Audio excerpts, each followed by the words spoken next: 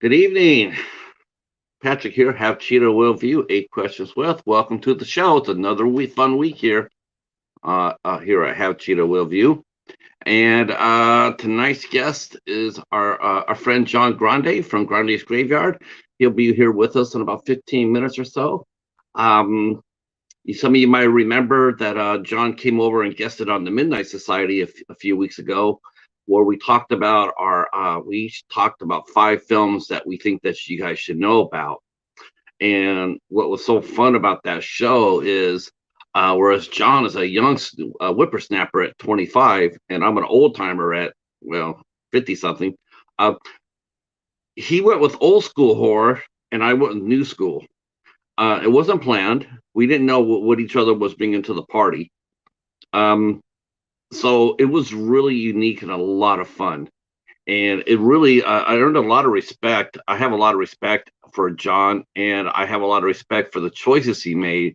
And I was I was like, it gives me hope that when you see a young fan in horror come out there and have an eye toward the classics. Everybody's here. Hey, Echo, welcome. Will be our guest is John Grande tonight, as you can see, and he'll be here in about 15 minutes or so. But it gives you really a lot of hope that, like when young fans like John, when he discovers the old classics, and he really champions them. It's like it's real easy to be on the cutting edge. Like everybody wants to talk about X or Smile or Halloween Ends. Okay, maybe not Halloween Ends, but you get my point.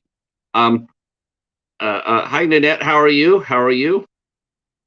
So I mean, it's real easy to run streams and talk about what's happening right now, but it takes a lot of I don't know if courage is the right word, but it takes a lot of insight, I guess, is to go back and review something or talk about something that's like 30, 40 years old that maybe people haven't heard of. Now, I have to say, this past October, more so than any since I've been in the community, I saw more classic horror films being talked about and reviewed than I ever have before. And I'm not talking about Halloween, the movie Halloween. That's a given. I'm going to bring John up. I wait till 8, but I'm going to bring him up, and we're going to talk early because I just want to get this party started.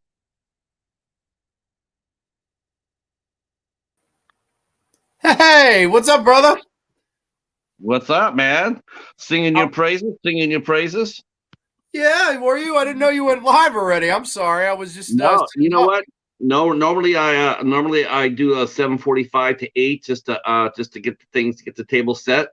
But you know what? Shit, why wait? You know what? We could talk a little bit before. We'll wait till 8 o'clock before we really kick it off. But I was just saying how we did that. You came over on the Midnight Society a few weeks ago, and I was talking about how you and we didn't talk about this. We said, well, let's pick 5 movies that we each want to champion, and we'd had no communication with each other about what each other was picking. And you would think, on paper, you would think that you would pick all the new movies, right here, like this right now is your time. There's all these new movies out, young filmmakers, actors, and whatnot. And then you would expect me to be going back there and bringing out Alfred Hitchcock or The Mummy or King Kong 33, and yet it was opposite. You brought out the old school films, and I brought out the new school, and it was different. Um, it was really cool to see. I really enjoyed your selections, and I really enjoyed the fact that you really do like older films, and you champion them. I mean, you don't put them up just before the camera and say, "Yeah, I like this movie." You will go in there and you will give an in-depth review about it, Sure. which I really appreciate. Yeah, no, and I appreciated your picks too. I honestly, like you said, we didn't know what each other were going to pick, and you brought out ones that I've not even seen. And to be honest, it really made me realize that there's a lot of the indie stuff of the last 5-10 years that I really have missed out on. So I really want to get on that. So I thank you for your picks too. And you're right. I think it added an interesting dynamic because we have a bit of an age gap. But instead, you showed off the newer stuff. I talked about the older stuff. So this way, you get the idea that even though there is this gap between us, we do appreciate it all, equally, and for so Right. many different colorful reasons. So that show was great. I enjoyed talking I all did things too. hidden gems I with did you. too. I had a lot of fun with that. I definitely want to. I definitely want to do that one again. Like our best five. Our best five slashers, our best five. Mysteries, our best five. Hell, coming of age. Our best five movies that we just want to watch when we just need to take a break. There's all sorts of things you could do with that series. It's a lot of fun to do because it takes a lot of thought behind it. Sure. Like me, I could have cheated. It could have been real easy for me. I could have just grabbed, I got 237 IFC movies in my collection. I could have went over there and grabbed five of them, and said, okay, these are my five. But I just thought I thought that would be disrespectful for me to do that. I didn't think that. I just, it's like I'm just not taking this seriously. I'm just gonna grab five ISCs, in a sense, a little arrogant. Like I'm just gonna go ahead and I'm gonna do that. You never want to do that. You never want to come across as like, yeah, I'm above that. You want to come in there and you want to sit there and talk with somebody as a peer and show off what you got. Like and be excited about it, which is what I got. Listening to you describe the movies you did, I was excited. It's like, man, I haven't seen that in forever, or some movies I haven't seen at all, and it's like, man, I want to get that. Yeah. I love coming from a conversation with a fellow a fan, a fellow a cinephile, so to speak, with that, like, hell yeah, I'm excited. Let me go. I got these down on my list. I got them in my head. I'm gonna start looking for them. And because if John's excited about them, and it shows that he's excited about it, I want to be excited about it too. There's just something about discovery, that I think that's really the heart of being a real fan, is the heart of discovery. And It's that sense of wonder, man, it doesn't leave no matter how old or young or whatever you are. It doesn't matter. That sense of wonder and excitement and anticipation, it never gets old. It really doesn't. So I don't know. I feel the same way. Like you were discussing, um, the what was it, Cuckoo Lane, the house on Cuckoo Lane. Oh That yes, yeah. the cover of that even just brought me back to an era where I was like just 5 years old again, going up and down the Hollywood video aisles. Just I was a cover I would see and go, oh, I'm renting that. And I don't know, it kind of brought me back. And yeah, you're right. It's the beauty of these streams that kind of make you remember the golden times and kind of reminisce and share with others. And then even upon that, others can look and watch us and say, hey, that sounds cool to me too. I'll add it to my list. So it's fun to kind of just share with everybody. I agree. I totally agree with that. It's exciting to do. It's like it's almost like show and tell. Back in school, back when I was in school, we used to have show and tell day, and you say, okay, we're going to talk about your favorite toy, and then you bring in your favorite toy, and like or you bring in something to share. Like my mom made cookies or something. You get that excitement about doing that. It's like, look at what I got. And you can get it too, and that's what's really fun. It's like, look, you can get this stuff too. You don't, it's not out of your range. And like I said, the brand newness, the like finding, to me, it's like finding a fresh face, a fresh director. That's what's really exciting for me, which is probably one of the reasons why I'm a big AFC guy, IFC guys, because they have so many new faces doing it. I get Yeah, really and they're excited. doing original stuff too. It's not just, Halloween 13. It's new stuff that they want to do, and they don't have all the money in the world. And it's funny, a lot of times it's thrown around that, oh, this guy, that guy, whoever didn't have the money. It's sometimes it could be a blessing because no money forces you to be creative and use your creativity. And your film, once if it goes well, it could become that much more. Wow, this guy had a $2 million budget and made something this memorable, this impactful, this disturbing, and it can really, like, to me, just go super far upon anyone's expectations or anything like that. I definitely think it's important. Glad you're back, Echo. Yeah, it's funny. It's to me, it's funny. Like I go down to the library every Tuesday, and I'm down there, and it's like, yes, you've got the eye out on the new releases, and I've gotten to be the point where as I go, yes, I do look for the newish releases, but but I also look for the old ones. Like sometimes I'll find a movie that like I don't expect to find down there, and because it's funny when I was younger, and you'll find this out too.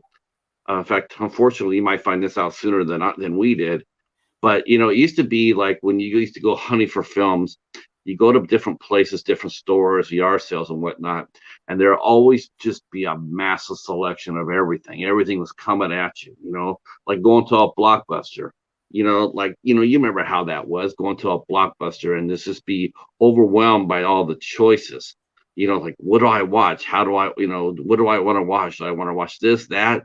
And then when you only had like like your mom would sit there and say, well, you can only pick two, and it's just like, it just made it even worse because now you're sitting there going like, well, what two do I get? Now you only got two. Um, uh, uh, it's interesting that,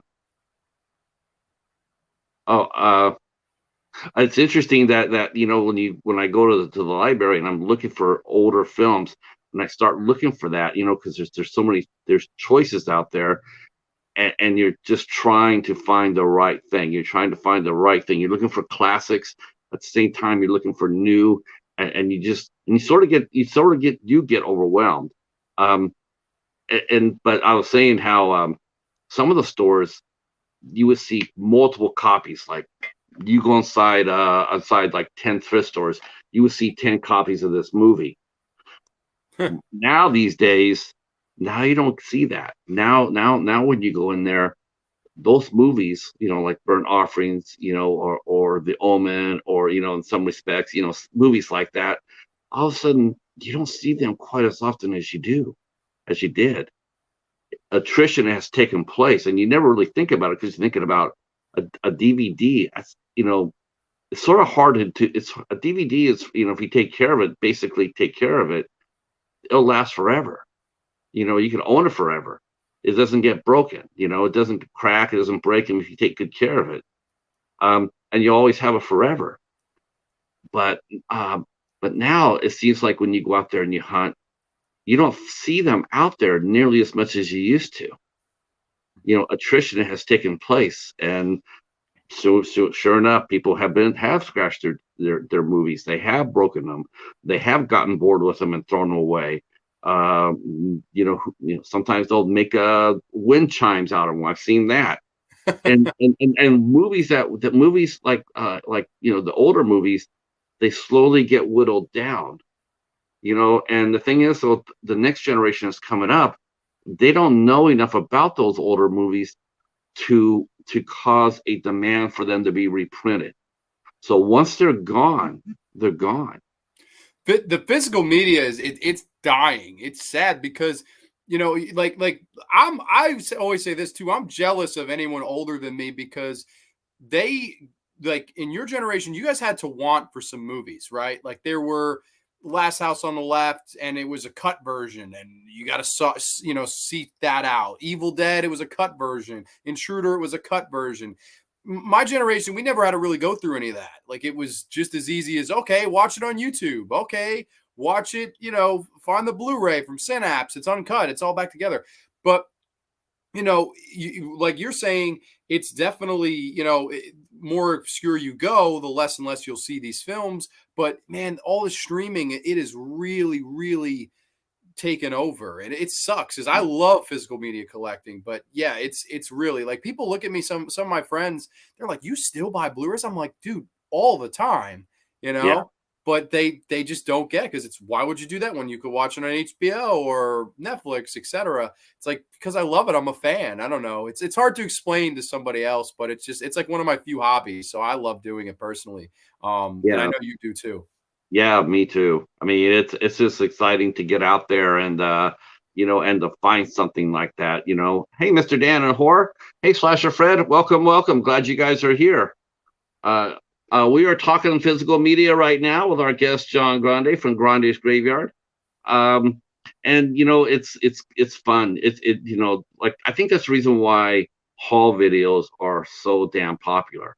You put a you see people put up their haul videos, from the boutique labels or just out and about or whatnot, and more so than the review of the movies. Like, I got 10 movies. Okay, I'm going to review this one. You would think they would be there to watch the review, but they're there to see what you got. It becomes show and tell. Let's see. Neon says, I tell them I own quite a few Blu-rays for movies you can't find streaming anywhere. Yeah, True. not every movie is able to be streamed. I mean, not unless you want to buy, unless you want to subscribe to 6 or 7 or 8 streaming services, which to me is like you're spending all that money, but what's your return out of it? What do you have to show for it? Nothing. Yeah, you have nothing. You watch the movie, and like, you don't get a chance to go and listen to the special features, the director's commentaries, the actor's commentary. I mean, those are all things that are part of making a movie so magical. Is to actually do that. I love special features on films. I like to go behind the curtain to see what's going on. I want to see the wizard. Sure, yeah, I'm the same way. Let's see. I'm glad you guys are all here. I can actually say this too. Now, this is super cool to say this. Those of you who care to share us out, please do so. And now everybody can share us out because now everybody has a community tab. I just absolutely love that. Yeah, it's funny too, about the physical media aspect. I just read this today that Criterion just said that they're letting go 20% of their workforce. They have 80 people in the company, and they're letting go 16 because they're revamping their business, to meet the new challenges ahead. And I was reading about that, and I was thinking of all the different boutique labels out there. And it used to be Criterion used to be right here, and everybody else would be right here. But now it's funny, as physical media from the main studios has shrunken, the boutique labels have tried to fill in the gap.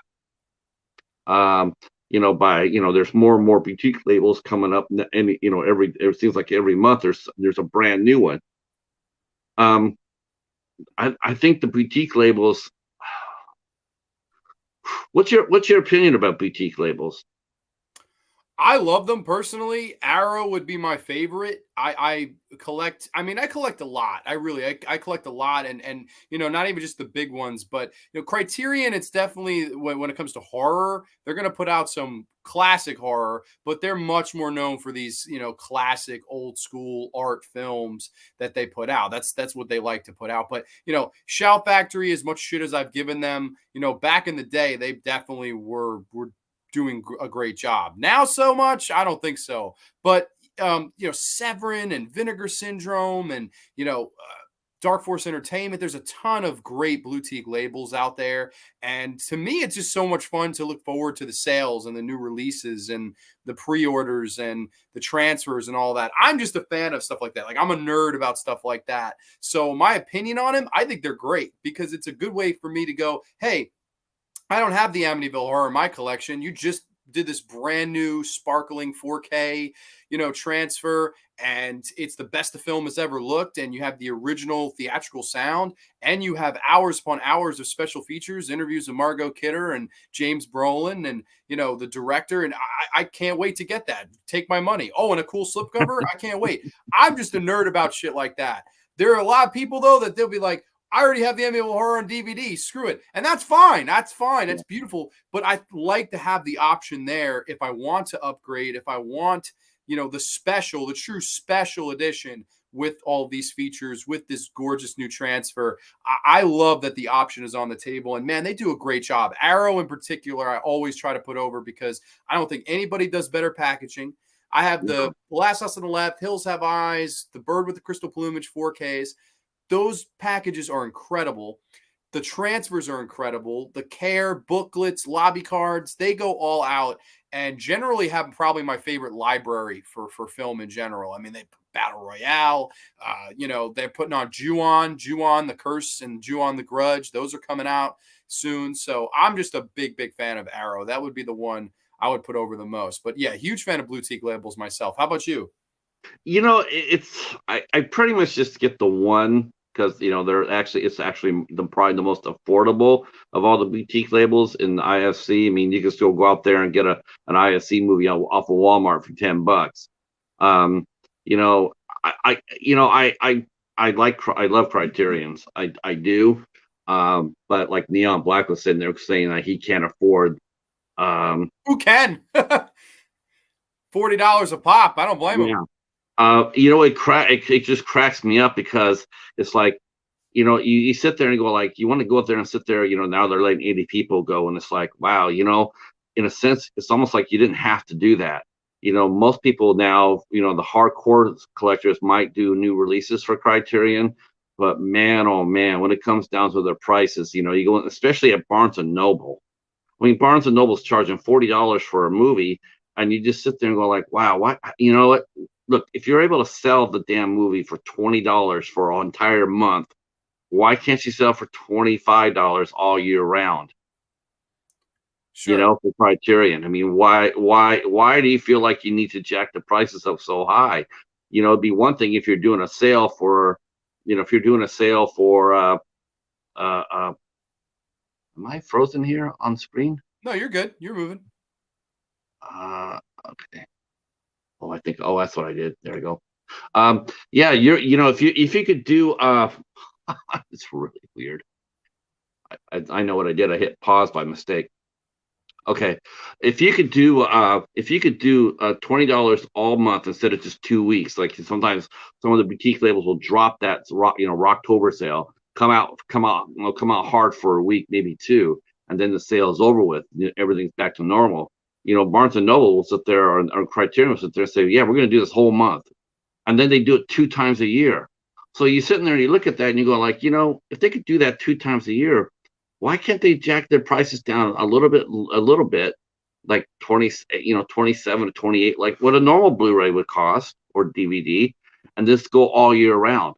To me, it's like the boutique labels in their dash for cash, they're squeezing off the audience because not everybody can go out there and afford what they're offering. So that means even less people buying less physical media. They're sitting there going like, yeah, I can't buy that. So let me go see if I can watch it on Netflix.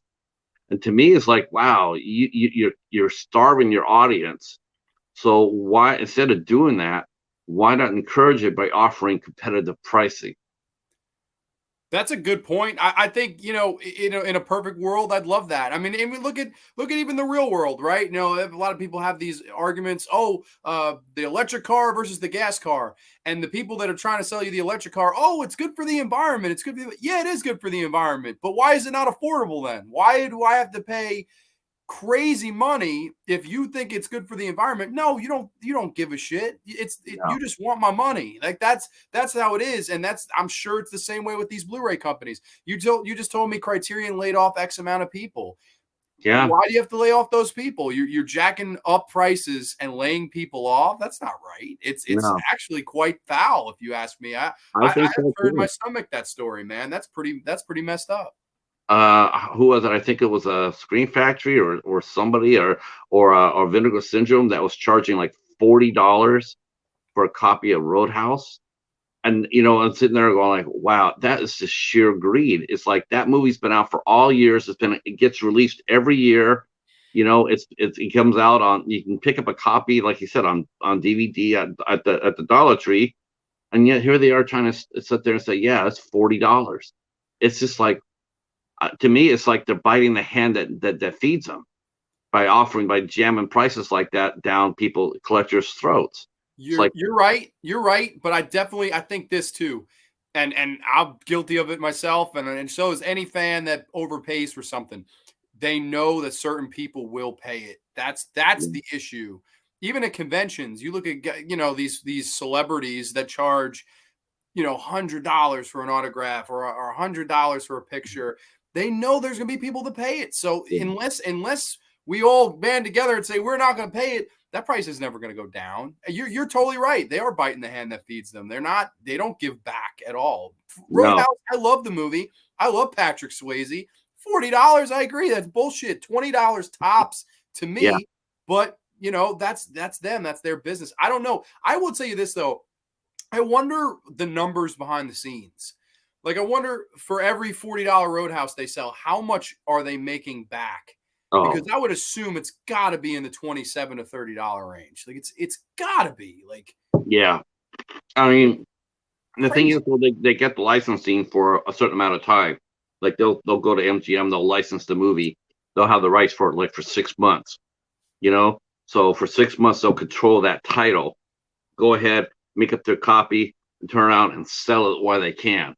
Push it, push it, push it.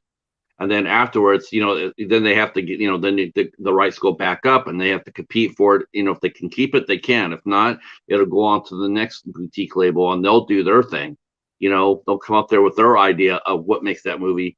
Like we found extra Patrick Swayze footage or something like that. And then they'll go back and they'll charge the same price down the line. And it's a little bit frustrating. Yeah, and And then it's a little bit you'll have the frustrating. collector that buys 2 copies and waits for that to happen. It goes out of print. Now I'm going to sell it on eBay for $160. I'm going to make my profit off of you because you want it with the special edition slip and all of that. And that's what fans do too. It's funny. It's like, in this world, I want all the fandom. I want all the innocence. But at the end of the day, every part of it is a business, even down to the consumer. We could go out and resell it if it goes out of print. It's all a business, man. It sours you as a fan. At least it does me. It does me too. And I'm sure that people in the chat here are saying that too.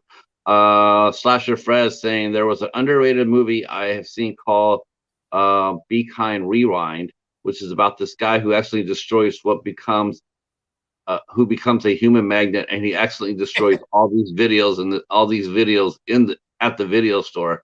Is that the one with Jack Black? Yeah, and Mos Def and Danny Glover. It's a good one.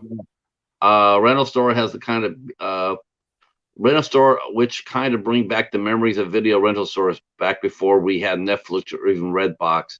Yeah, there's this guy named Walt Jonesing for videos, for Jonesy's for movies. I just found his channel today, and I went over and he had a video up. And God Almighty, I because it was just brought back. It's been over just a little over a year maybe, but man, it just brought back the nostalgia. And there's a video store by his house, and he went inside and he was showing he was at the video store and he's showing this, they're making a video of all the movies on the shelf, and he's saying how much he loves going there. He goes there every other week, and man, that was me. And Yeah. a lot of people, we go to that video store, and it's funny, that old saying, you don't know what you have until it's gone. Yeah, I mean, I do. I always did.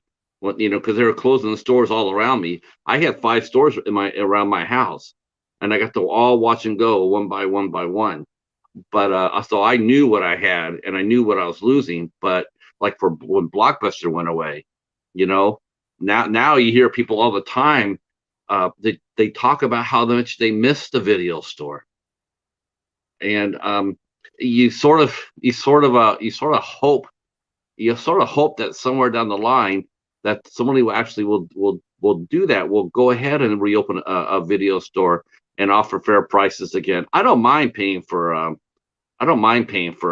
good movie. I don't mind it at all. I just don't want to get jacked for my hobby. Um, Yeah. And it might just happen that way, it sucks, but that's how it is.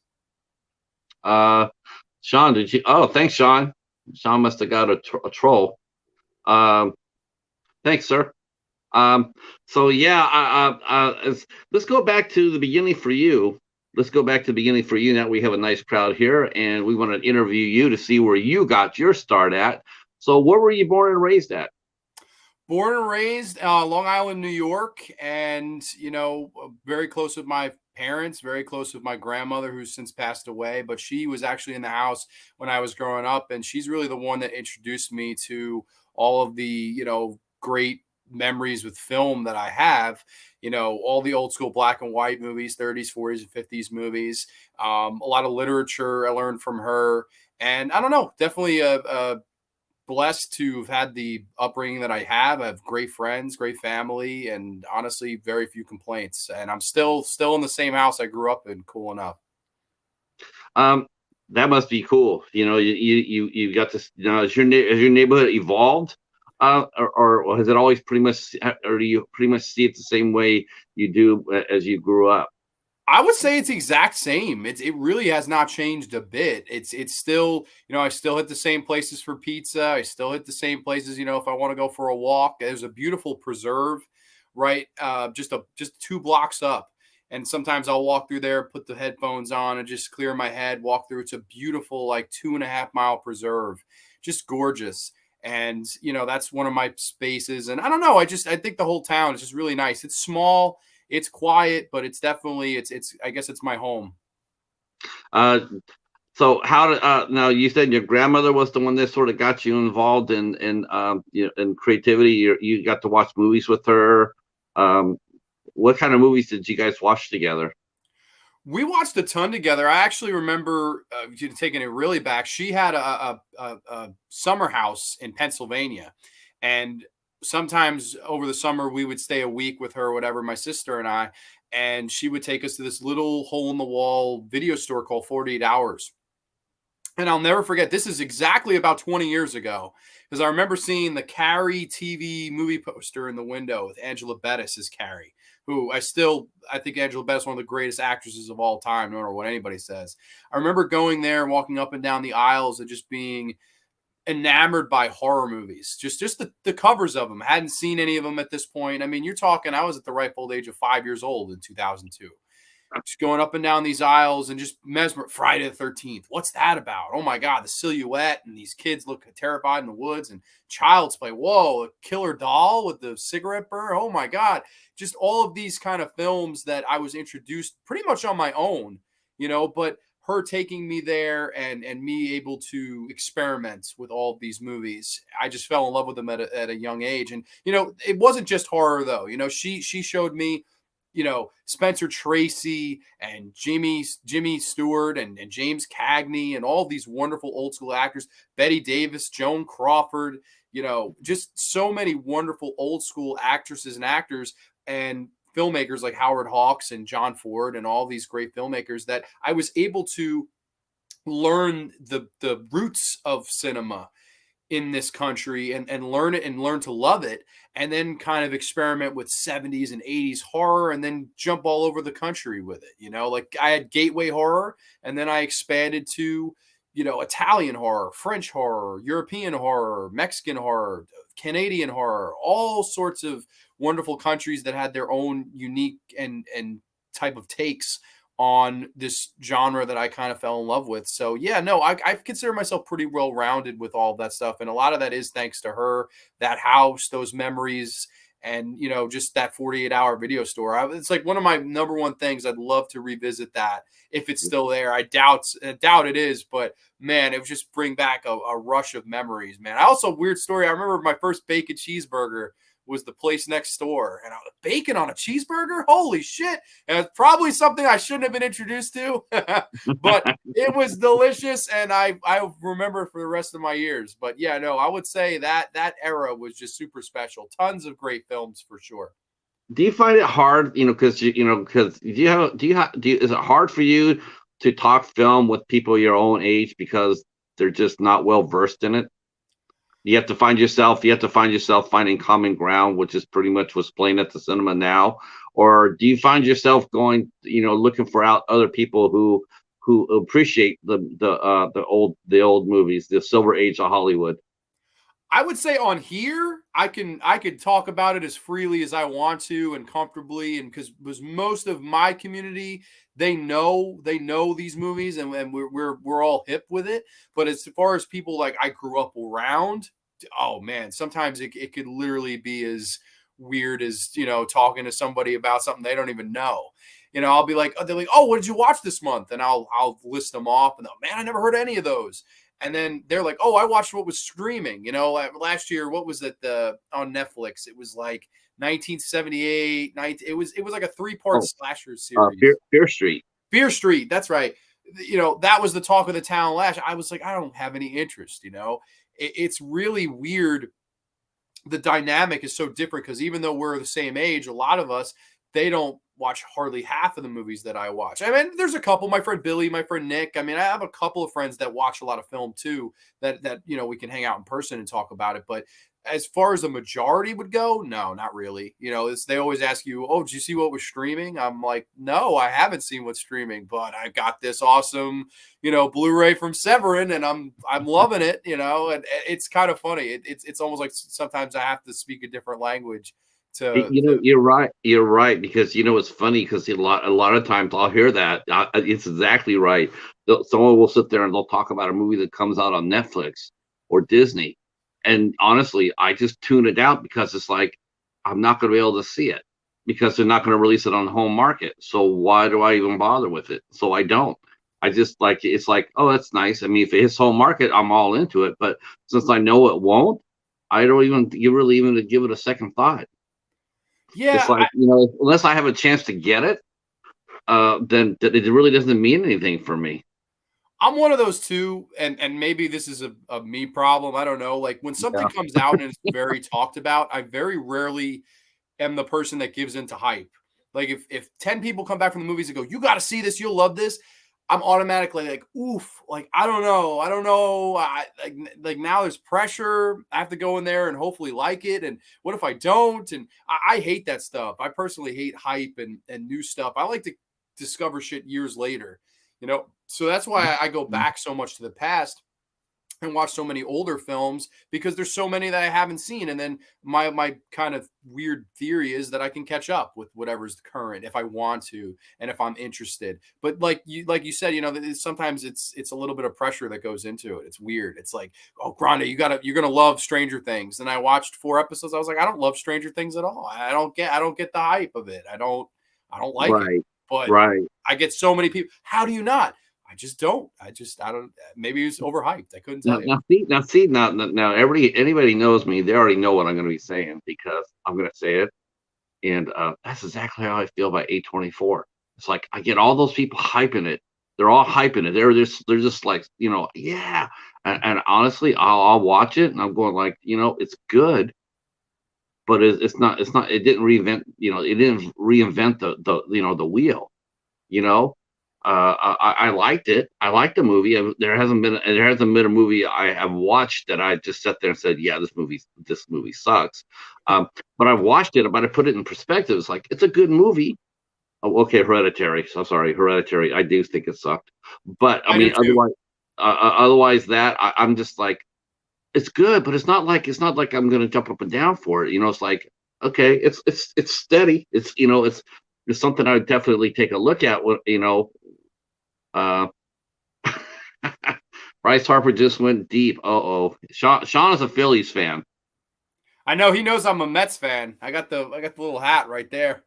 Yeah, and he knows I'm a Yankees fan. So you know what though, I gotta despite all that, I hope the hell the Phillies win. Anybody but Houston.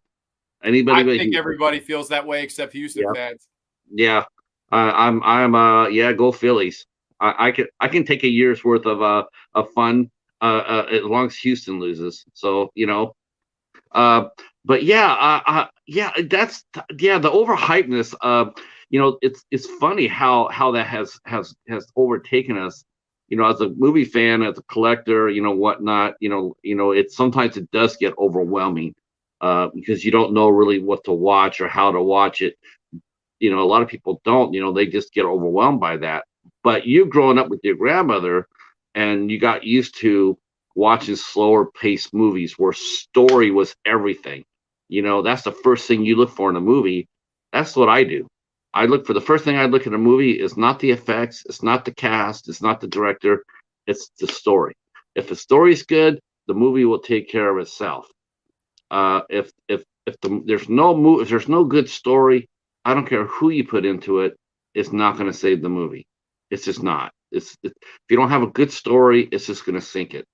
Um, but what were some of your favorite movies growing up? I mean, watching with your grandma. What's some of the like you mentioned Joan Crawford and Betty Davis, June Allison, Cesar Romero, Fred McMurray. Gosh, there's so many of them out there. Who are your favorite growing up? Actresses, I would say Betty Davis for sure. I also really love Judy Holliday. May she rest in peace. She did not live a long enough life. Of course, she was in a little movie called Born Yesterday, which is one of my all-time favorite, Oscar movies. I believe it won Best Picture, and she was a stage actress for most of her life, and just absolutely nailed that role. And I just thought she was wonderful in it. And of course, oh God, I can't think of his damn name. Side character in that who's just so underrated. It'll come to me. Love him as well. I loved a lot of the ones she showed me. I mean, she showed me Gone with the Wind. Showed me it was like All About Eve. Inherit the Wind with Spencer Tracy, and Mr. Smith Goes to Town, and It's a Wonderful Life. I mean, so many wonderful films that she showed me over the years, and I'm happy she showed me because it really gave me appreciation. Like you said, she would say if she was here, if she was listening, she would say, "I agree with you, Pat. The story comes first." She was a big fan of story. And I believe William Holden was the actor. It finally came to me, by the way. Okay. But he was super underrated. And I don't know. I think what was great about it was a nice way for me to kind of take a burnout of horror, because when you're watching horror, you do need some layoff from that. You need some burnout for that. And I'm just talking Tom and Jerry cartoons. I'm talking something that's really film. And she showed me all these wonderful things, and Gene Kelly. And there was a great movie, like documentary made, where it was like in the pictures, like the magic of the pictures, and it was all old school, and they had all these wonderful different talents and actresses.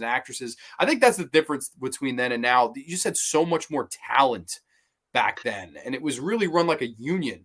All of those, Hollywood forums and stuff like that, and a lot of character actresses. In this movie, you're the sheriff, but in the next movie, you'll be the judge. I loved that stuff. Do you think that the studio? I mean, do you think the studio system was a good thing or a bad thing? Because we're sort of seeing a revival of that studio system now, in the most unlikeliest of places.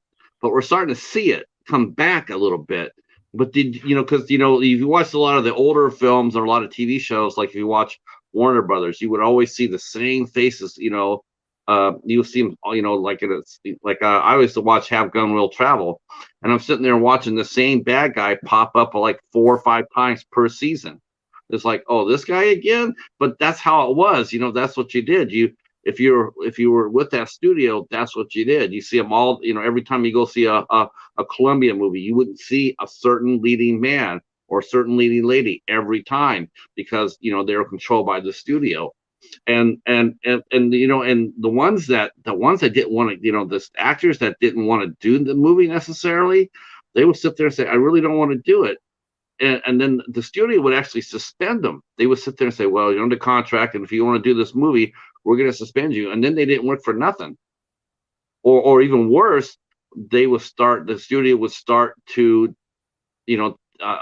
dampen their star, and pretty soon they were doing supporting roles in bad movies, still under contract. Yeah, but do you think the studio system helped at Hollywood or develop actors and actresses? it's tough to say because, like you said, while okay, you can look at it as a positive, right? Everybody had a job. At least I'll use an underrated actor for me, Claude Akins. I love Claude Akins. Just always loved his work. But in a lot of those films, he was always a side character. He was always, just another guy in the crowd, a face in the crowd. Andy Griffith, that's a great movie that she showed me, Face in the Crowd.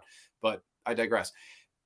Claude Akins, he never really got the chance to have that starring leading role like a Spencer Tracy, like a Jimmy Stewart, like a Cary Grant, like a Clark Gable. He was not given that exposure. He was, no, you're going to stand behind Clark Gable. I don't care how many years it's going to be. You're not him. That part of it, I'm like, there was not a lot of room to grow. But I do think it's nice that at least Claude Akins got 20 years of stable work. as an Right. actor, and he was able to provide for his family. He was able to make a steady living. And then when television came around, when it really boomed in the late 50s, early 60s, when that was when it was really booming, you look at the Twilight Zone, he was the lead in The Monsters Are Due on Maple Street. He was the lead in The Little People. You know, he finally got his leading roles on television. So it was nice for him to kind of use these movies to make a profit, to make a living, and then boom, once television hit, now I can be the lead because Spencer Tracy's not going to do The Monsters of Doing Maple Street. Cary Grant is not going to do The Little People. This is my shot to shine, and I may not have an hour and a half like they do. I have 22 minutes with commercial break.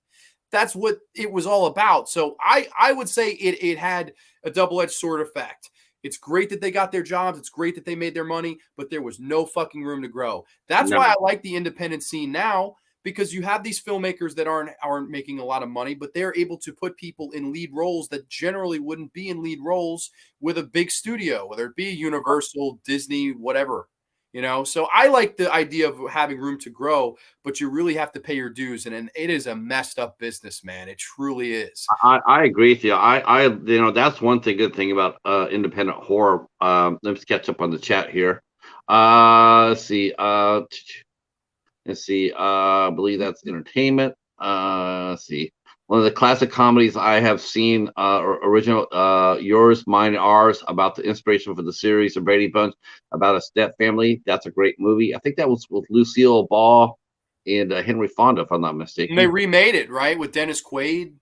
Yeah, Dennis Quaid and God, I forgot who the mom was. Shelley Long, maybe. I don't remember. I've seen the original more. I'll tell you that. See, Claude Atkins and the Devil's Brigade. That's a great movie. Love Claude. Yeah. Yes, that's a great movie. Claude Akins and William Holden, as a matter of fact. Yeah, William Holden's great too. Yep. William Holden was in that, and Cliff Robertson. See. Wow. All right. Rene Russo. Yeah. Okay.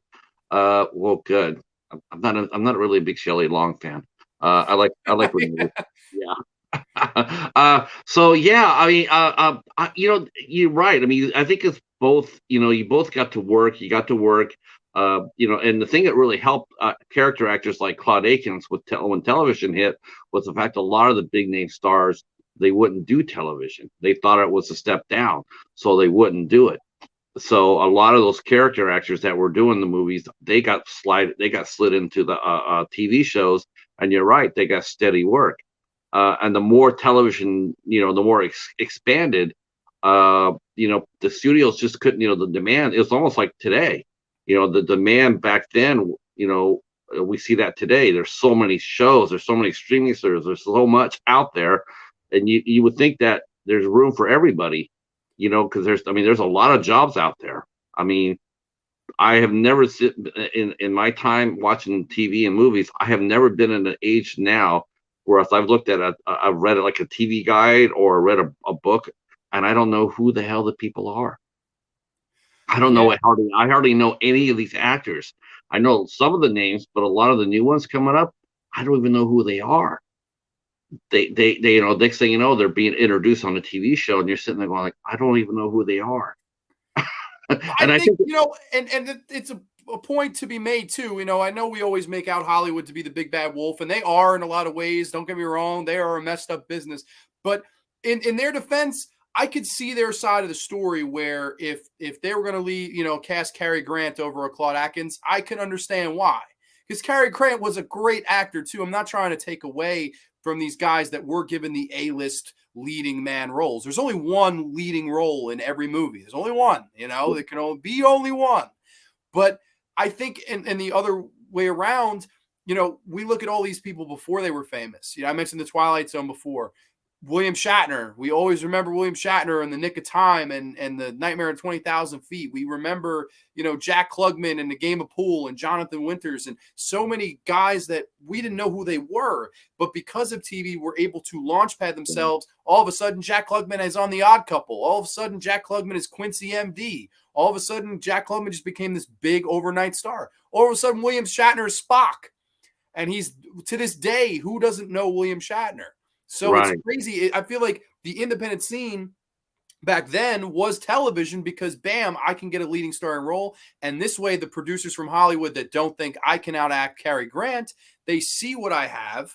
And then 10 years down the road, now I'm the lead in the movie. And where's Cary Grant? He's retired, because you have to move on from these guys from yesteryear. That's just the biggest thing. Yeah, It's hard. there was sometimes they did that. Sometimes they would hold on to their leading man or leading lady, and still, like, gosh, Betty Davis is okay, but Betty Davis at 60, you're not going to be able to see her playing. You don't want to see her playing the leading lady role. You want to see her Yeah, playing the mom role or the grandma role. You want to see, you want to see a fresh face in there.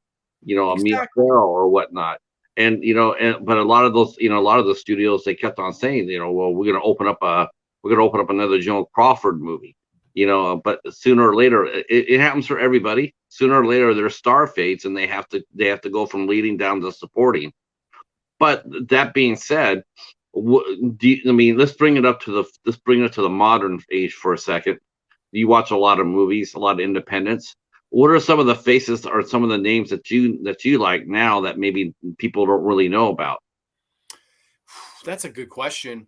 And it's funny because I would have more back in the day than I would now. But as far as actors and actresses go now, I really like Diane Kruger. I don't know. Again, that's going to be more obscure.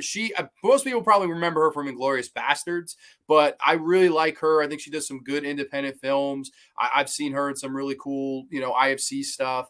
Yes. Um, I'm a big. Did you see Sky? What's that? Did you see her in Sky? I did not. Any good? Oh, it's brilliant. It's a beautiful movie. Her and Norman Reedus of all people. Oh, I actually think they're married in real life, Norman Reedus and her, if I'm Oh, not really? mistaken. Okay. Yeah, Yeah. they did a movie called Sky together for ISC, and it was great. Oh, that's fantastic. I'll have to check it out. Yeah, no, as far as new actors and actresses, they're few and far between for me. I'm more in the point now where I look for new like writers, directors. That's definitely where I'm more at now. I'm always trying to find, okay, is this guy going to be the next big thing? And what more could he bring to the independent scene? I really like Riley Keough, who is, believe it or not, the granddaughter of the king of rock and roll, Mr. Elvis Presley. I think Yeah. she's wonderful. I saw her in a movie called The Lodge, which was probably my favorite horror movie of this decade so far. I adored that film. And it's this movie where she is, engaged to this guy who has two kids, and his previous wife has blown her brains out. They go up to this cabin and they're snowed in for the weekend, and basically shit starts going down. And her descent into madness in that film, I thought, was just absolutely brilliant. And I thought she just gave a wonderful performance, and actually starts singing by the end to almost honor her legendary grandfather, the king of rock and roll, Elvis Presley. So I thought that was kind of cool. I thought she was great. I like Micah Monroe. It's funny, I can think of way more actresses than I can actors, which is, I'm Yeah. kind of ashamed to say. No, there's nothing wrong with that. I mean, yeah, I mean, I'm like that too. I don't know why. It does seem like young actresses in horror movies are more memorable than the guys. They get more of the leading role too. It's funny, in a world where a lot of people say, oh, horror films are this, that, and the other. They're certainly not one thing. They're not misogynistic. Horror films are very pro women, no matter what anybody says, because look who's the lead of almost every horror film. It's usually a female. And I have no problem with that. I think it's great. It's a great way. We don't want them to be stereotypical, screaming and crying and all of these things. We want them to be strong. We want them to kick ass. We want them to fight the big bag entity that is before them. And that's the beauty of horror to me. How many great actresses was I introduced to just via horror? I mean, people will Oh, say Jamie Lee Curtis, but I'll point to an Angela Bettis when I saw May, when I saw Carrie. yeah. These performances to me that just are some of the best ever, that people don't really sing her praises. I love Angela Bettis, man, and I thank independent horror every day that I was introduced to her because of it. I remember during the 70s and during the late 60s throughout the 70s, it was so popular to have your A-list actresses and actors do horror films. I mean, today it's not so much. I mean, today you're not, it's not really, it doesn't really happen. I mean, it's a lot of the actresses, like even Jamie Lee Curtis. I mean, I don't think you could open a movie with her name over the title anymore. I think she's gone more into being a supporting actress. But still, it's still cool to see once in a while when there's an A-list actor that will put their feet in horror. Sit there and say, "Yeah, I'll do a horror film." It's really cool. Let's see. Real quick on the chat. Hey, Kevin, Haunted by a Horse here with us, and Waffles was in here. I saw. Hey, Waffles, how are you?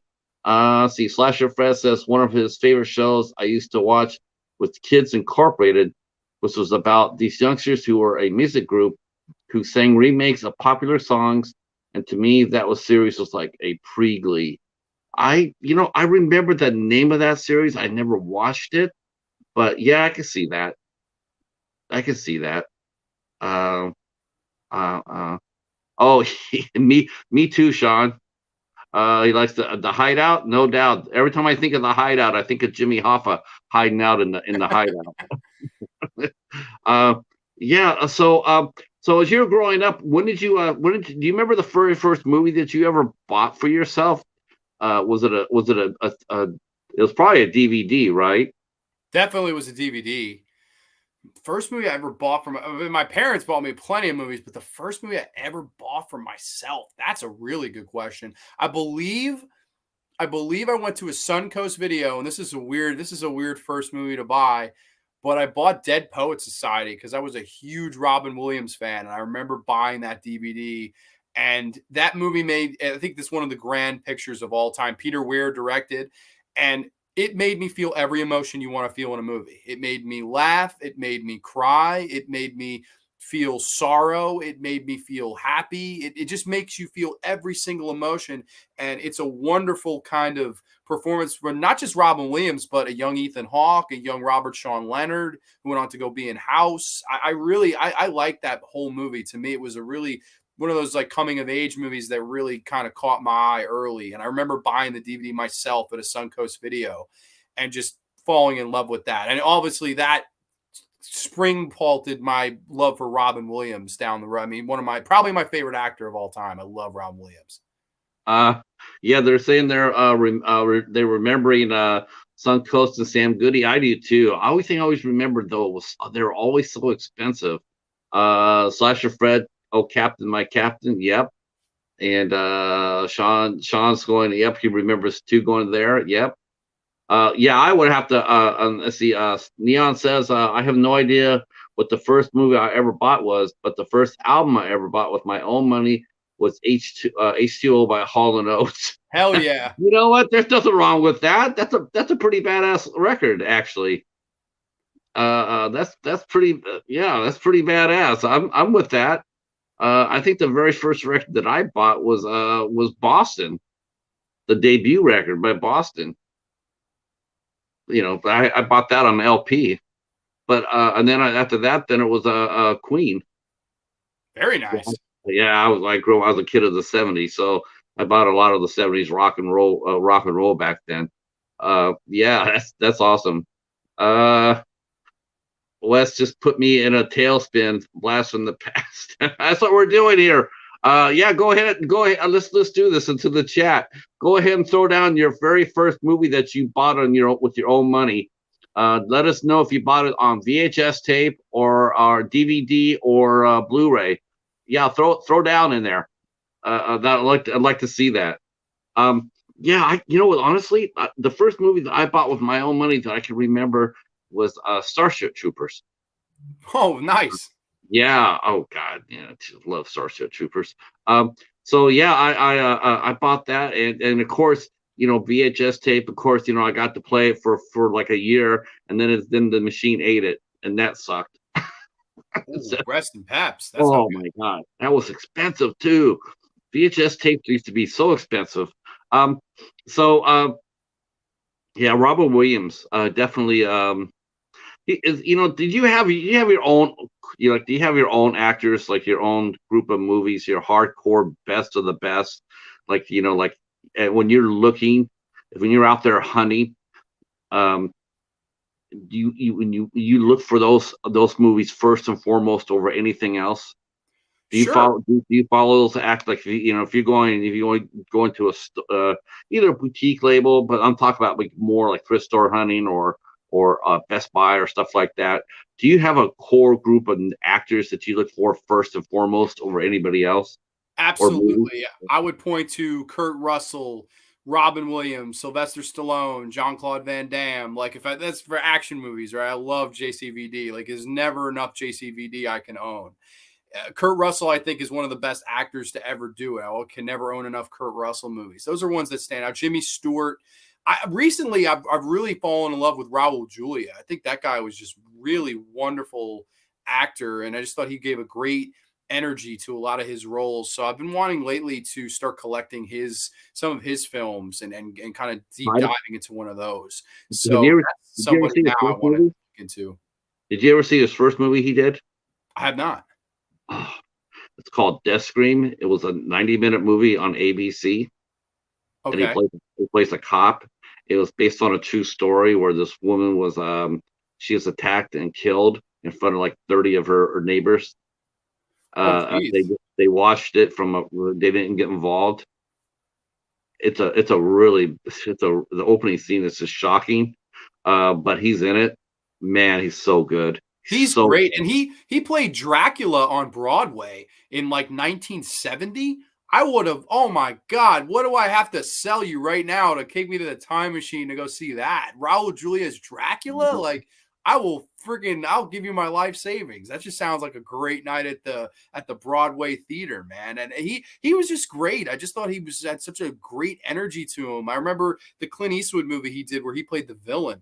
Just a wonderful freaking performance, man. That guy, he had such emotional range to me. So I don't know. I always try to figure out like people I like, and it's generally actors that have passed on that I kind of yeah, gravitate towards because I'm like, damn, like I'm not going to get any more of this.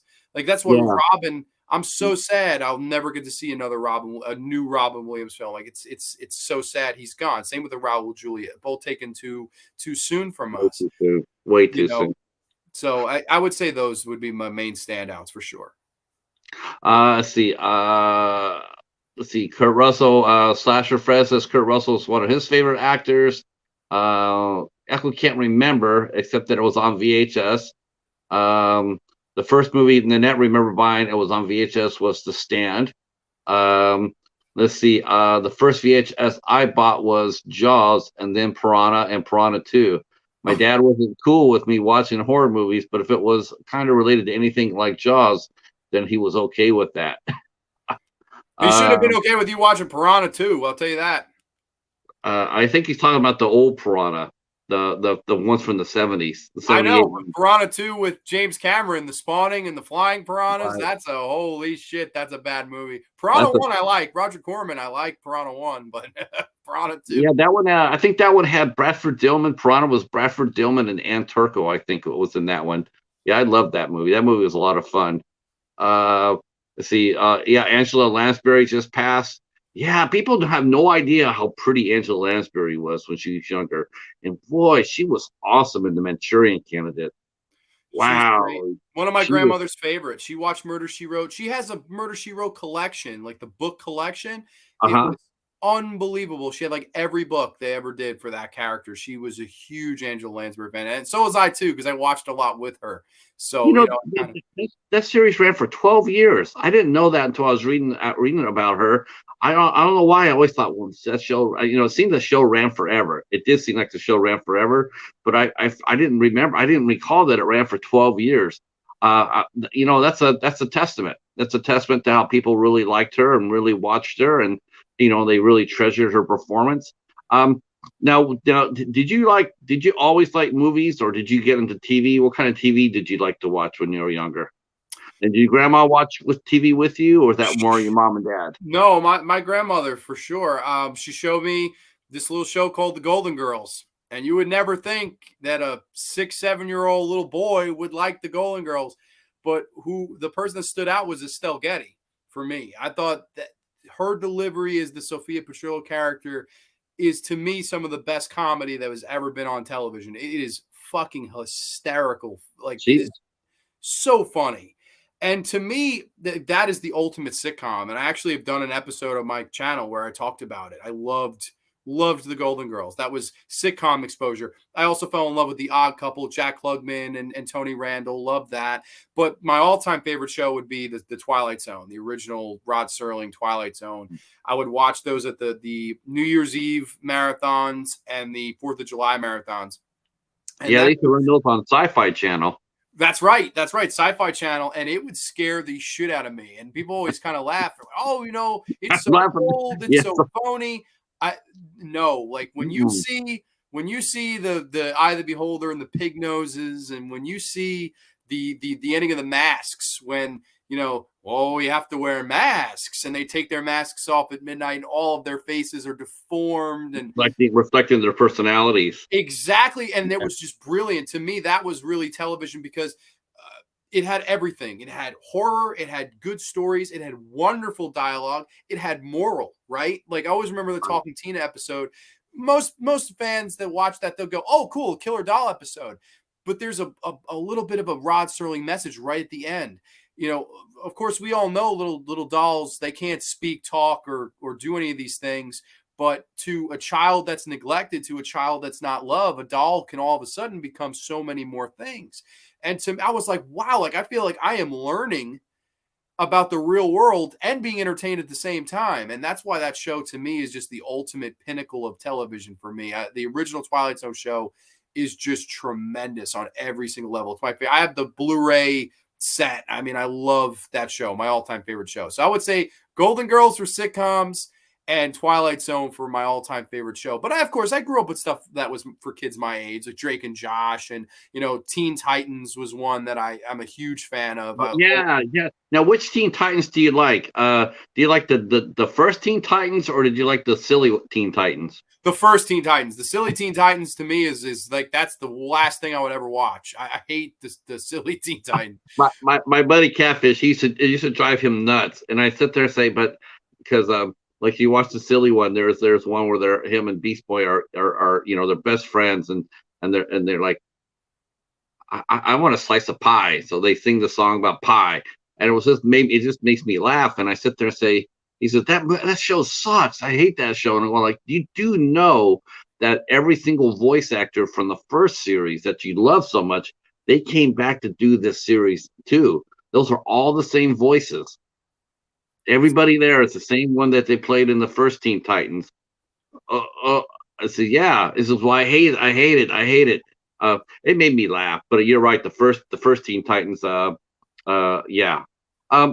Have you ever been surprised by emotions when you're watching movies or TV? You ever sit there and you're just hit by either like something tremendously funny, tremendously sad, super happy? Has any show just really, do you find yourself getting emotionally involved in what you watch? Absolutely. And I think that's if I had a favorite thing about myself, I would say it's that. It's my naiveness in a way.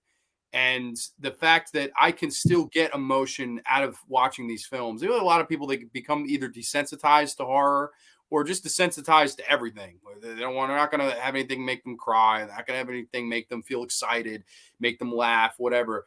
I could tell you two stories. One where I was brought to tears, and another. Well, we'll tell the first one first. So I'm watching a movie called Coco, and Coco is all about death. It's about the Day of the Dead, and it's a very cute little Pixar Disney movie. And towards the end, they're saying, "Oh, if we don't remember the ones that have passed on, they'll be forgotten forever in the afterlife." And basically, their spirit fades away. And they start to sing this little song like "Remember Me," and they're playing on a little guitar. I don't know why. I mean, this wasn't that long ago, maybe 23 years old. I burst out crying like a full-on female dog. Started crying my eyes out. I'm like, holy shit. I was with people too. Oh, that's awesome. I couldn't hold it together. I fucking bawled crying. Awesome. They were looking at me like, what the hell? It's just a movie. I'm like, I can't explain it. I mean, it's just... you know what though? I don't get that, people. I know some people are. and that's another question we'll throw in the chat. We'll throw in the chat real quick. But what movie what movie has surprised you by making you cry or get emotional about it? Like super, either it was super funny or like you laughed hysterically because it was just so damn funny, or one that moved you, or one that made you angry. Yeah, I'm gonna throw that in the chat and see what kind of answers we get. Oh, no, I'm with you. I went and saw Glory. And holy shit, man, I was like that too. I was sitting there like my eyes were leaking.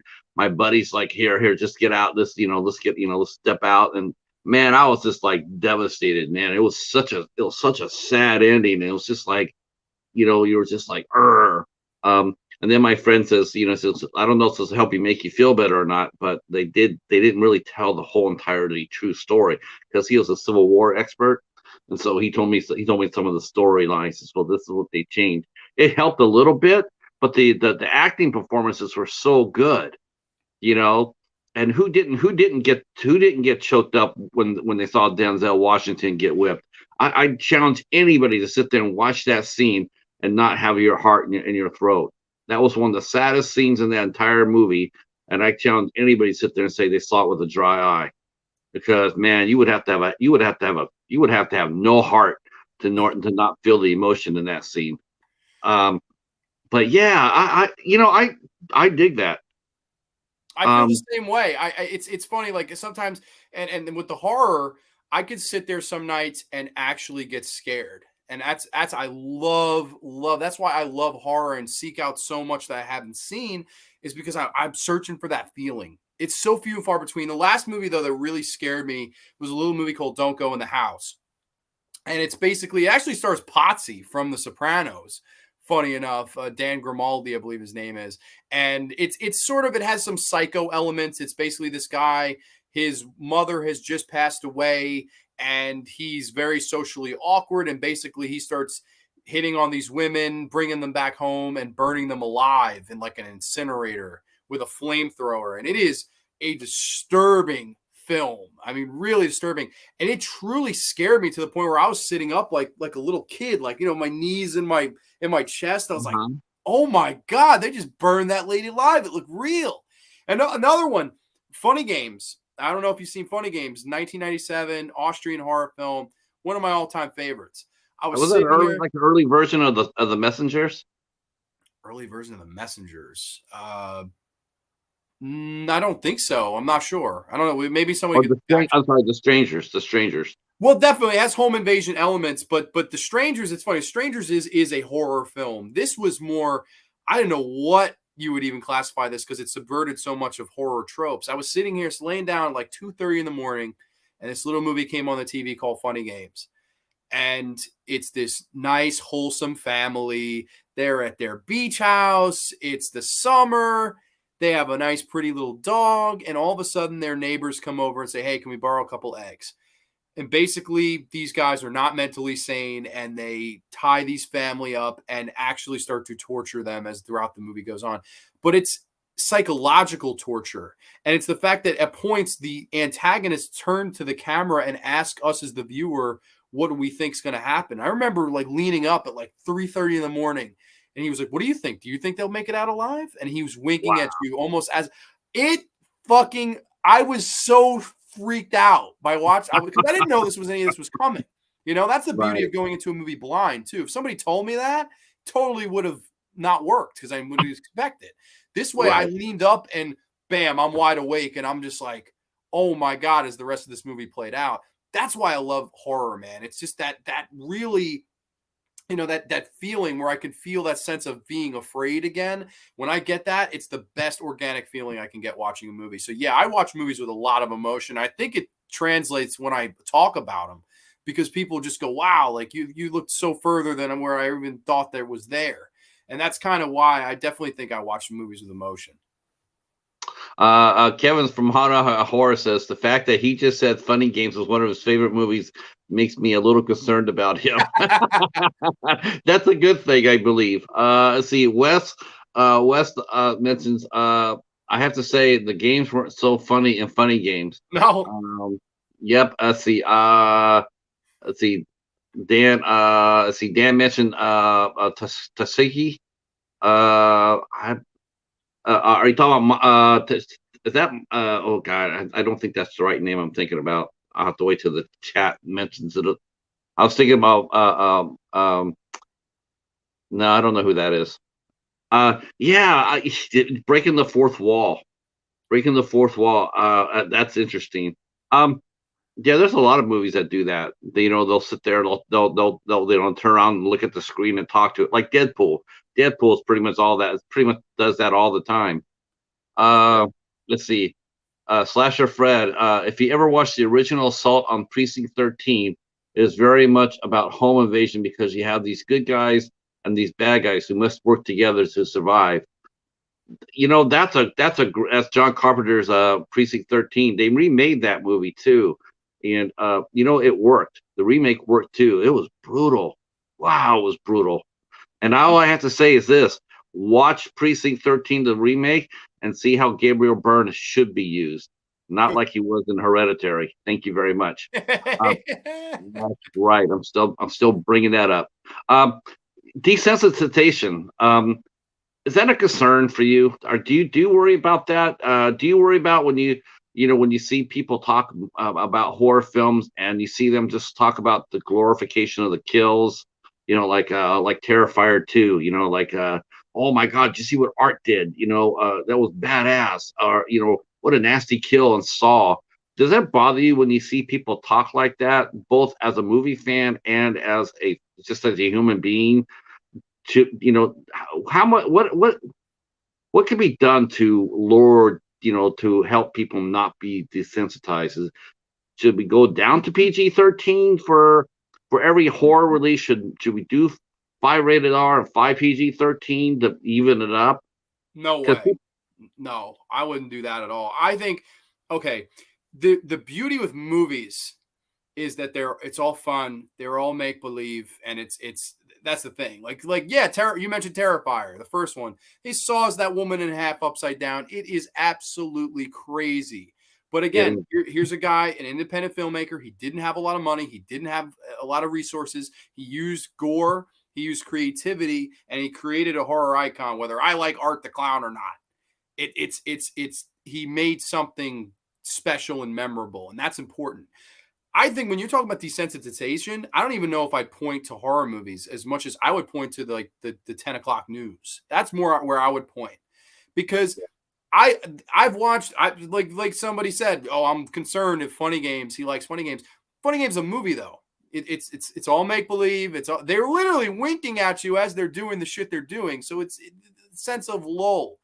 But for example, I don't know if you've seen this documentary, Paradise Lost, the child murders of Robin Hood Hill, where the West Memphis 3, and they at the beginning they show the aftermath and the 3 kids brutally mutilated, and they play the Metallica music over it. That, no matter how many times I've seen that, it is one of the hardest things for me to watch, because those kids were truly brutally murdered, sexually assaulted, and who God knows what else. And it is horrifying to me. And if you can't be horrified by that, I think you have a problem. But I don't think it's people that watch fake blood and gore, whether it be R-rated, NC-17, PG-13. No, it doesn't matter. It really, I think, is the news. I am not brave enough to watch the 10 or 11 o'clock news. I can't do it. It's all negative. It's all, oh, so-and-so was murdered, and we're looking for the mugger now. I can't watch. That's real life. That woman really got mugged, beaten, robbed, and killed. Like, I can't watch that. To me, you can never allow yourself to become desensitized to real violence. But to movie violence, sure. We're all sitting around, we're laughing like fuck. We got popcorn, we've got brewskis, dooskies, and whatever the hell you want to drink. Sure, there's nothing wrong with seeing Jason hack up a bunch of people. I don't think there's anything wrong with it. I think it's just a form of entertainment. Same thing with people that put down wrestling. Sure, do they have to be bleeding in the steel cage? No, but it adds to the effect. It adds to the drama. It adds to the storyline. They're not really, fighting to the death. It's a predetermined match, but they're gonna. Oh, they're really bleeding though. No, they're all really bleeding. That's true, but it's not like he's really trying to kill him and he's really trying to break him in half. Not really. I think you have to separate the reality from the fiction.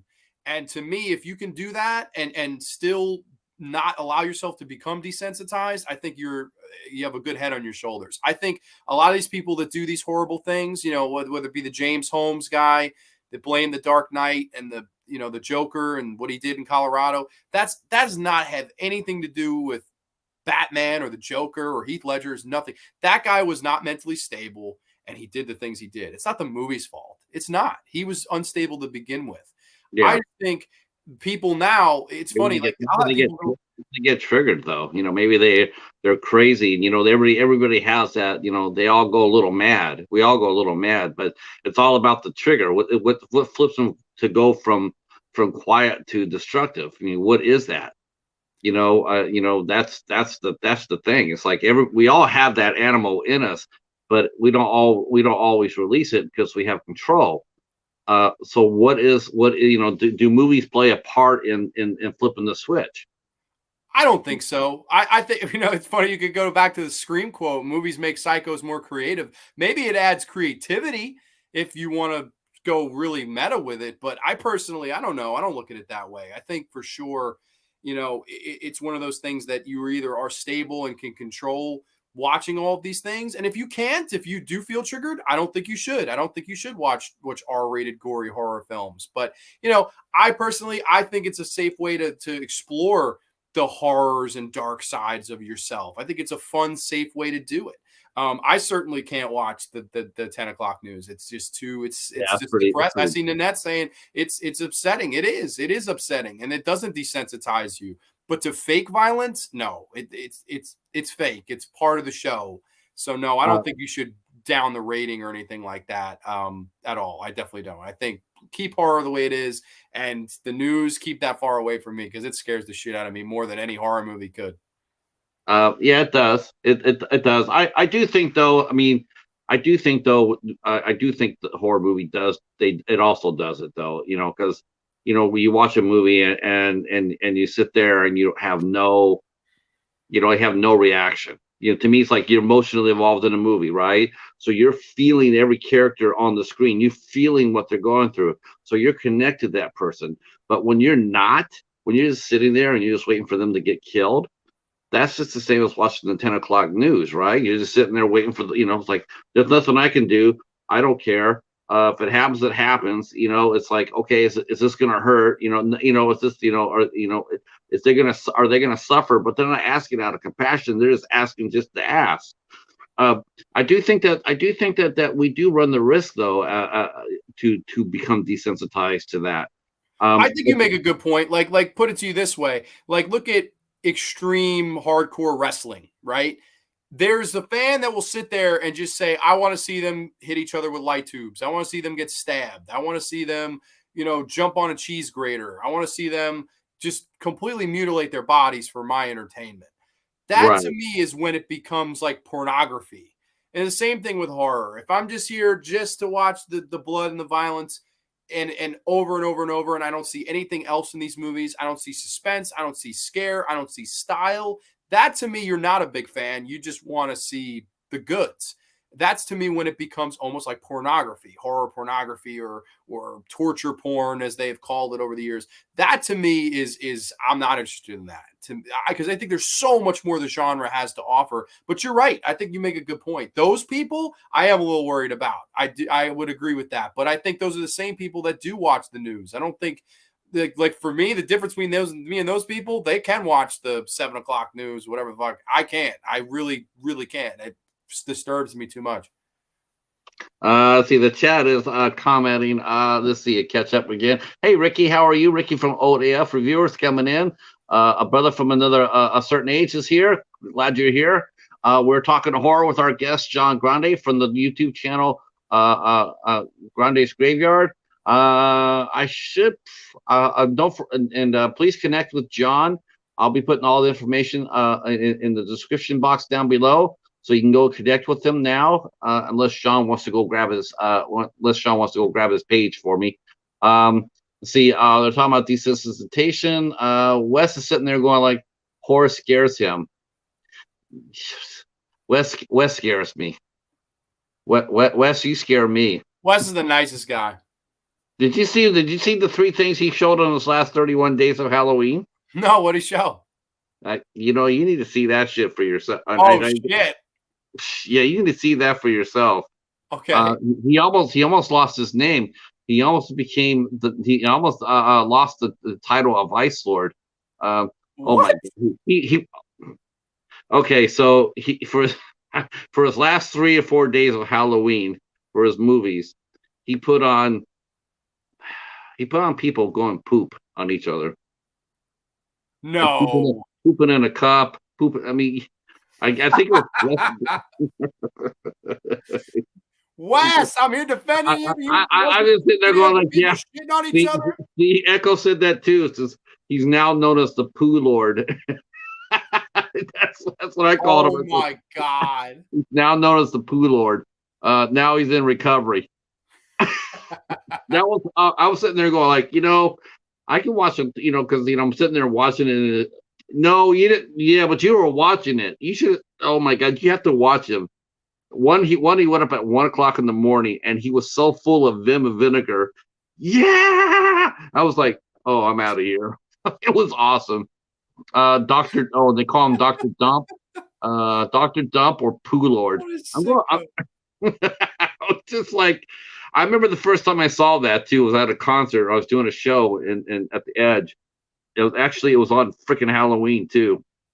We had a show, and we're sitting there watching this band, and they're watching at the time there was a video making around called Two Girls in a Cup.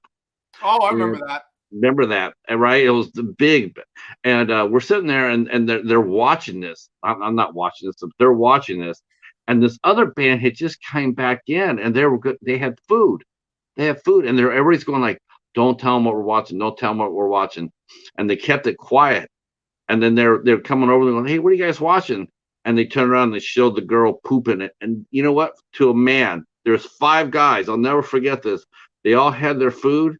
Dude, they turned around and saw that happen. I'm not even kidding you. They lost their lunch. They threw the food away. Oh my They didn't God. they didn't even take it out of the bags. I was watching it, and so I went over there and rescued their meals. I'm like, I know they'll be hungry a little bit later, and and they were, but that would just gross them out so much. You're going like, dude, what the fuck? Like, why'd you have to show that to me? But yeah. Let me ask you a question. Have you seen the Canadian version of that? No, I've never seen the version at all. Do you know what it's called? No. It's called Two Girls, One Stanley Cup. It's not real. That's a joke. I swear it's not real. Oh my God. Don't search that. It's just a bad joke. So there's Wes. He's just trying to get through his month, and so he put on this video of these girls pooping at each other, and going like, Jesus Christ, I'm over with. I'm done. Wes needs November to get here really fast. Now you and I were talking about this earlier that you need to take a certain because October, man. Holy shit, John! Is it an overload or what on horror? I mean, it is. Did you feel like a tidal wave hit you every time you came on YouTube? Oh, all the time. It's people doing the 31 days, not necessarily 31 days of watching people shit on each other, but 31 days of horror. That's the horror movies here. And you have streams, and I'm gonna rank the Halloween movies, and I'm gonna watch the Halloween movie.